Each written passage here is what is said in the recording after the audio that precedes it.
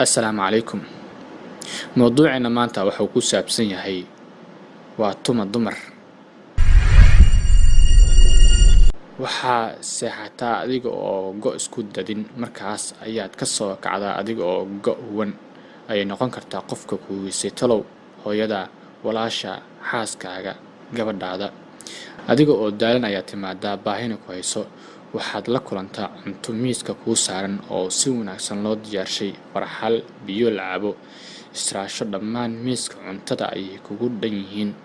waxaa laga yaabaa adiga oo intaas haysto in lagu sii weydiiyo maxaa ka dhiman hooyo aboowe macaane aabe xaaladaada oo xun ayaa timaadaa markaas ayaad la kulantaa cod macaan oo ku dhahaya dhib ma lahan way dhammaanaysaa dulqaado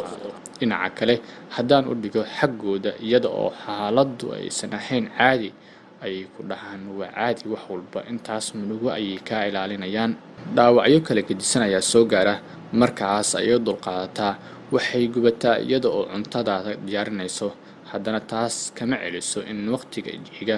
ay jikada kuu gasho maxaa yeelay ma daawan karto adiga oo baahan damiirkeedana ma siin karo waad ku gabtaa haddana kama daasho cafiskaaga jaceylkaaga intaas waxaa u siday in dartaa loo aflagaadiyo haddana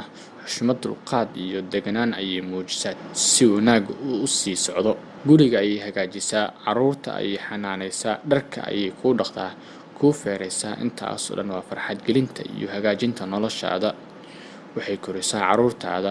waxay qaadataa magacaada waxay ka mid noqotaa qoyskaaga iyo dadkaaga waxay dhowrtaa sharaftaada waxay soo saartaa nin walba oo rag ah gabar walba oo noqon doonta sideeda oo kale berito sidaas ay tahay ay haddana mahadcelintaada ka daalin kugu faantaa ku dhowrataa ku ilaashataa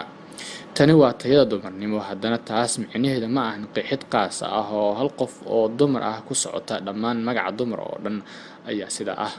hal dumar oo xumaata micnaheeda ma ahan in dumar oo dhan ay sidaa wada yihiin dumarku waa jacayl naxariis nolol cafiskoodu waa badan yahay jacaylkoodu ma dhammaado naxariistoodu waa joogto waxay u qalmaan in sida ugu sarreyso lagula dhaqmo waxay u qalmaan jacaylkeenna dulqaadkeenna naxariisteenna gacanqabadkeenna farxadgelintooda oo duceynteenna wixii aan ka tegay waad ku dari kartaan ka raali noqda haddii aanan meelaha qaar sida ugu mudan aanan u qeexin waxaa mawduucan